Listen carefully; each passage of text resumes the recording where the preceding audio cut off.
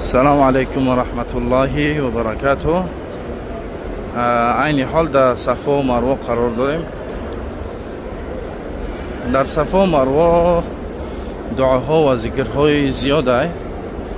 یکی از آنها دعا یا اینکه ذکری که از آدم تا رسول الله صلی الله علیه و سلم همه پیغمبران همین دعا را یعنی که همین ذکر را می گفتن.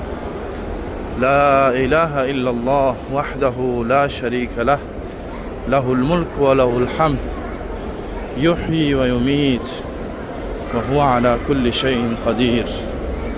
انا همین دعا را همه پیغمبران تکرار میکردن.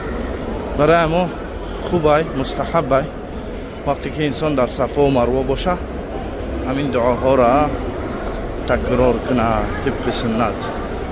السلام علیکم و رحمت الله تعالی و برکاته.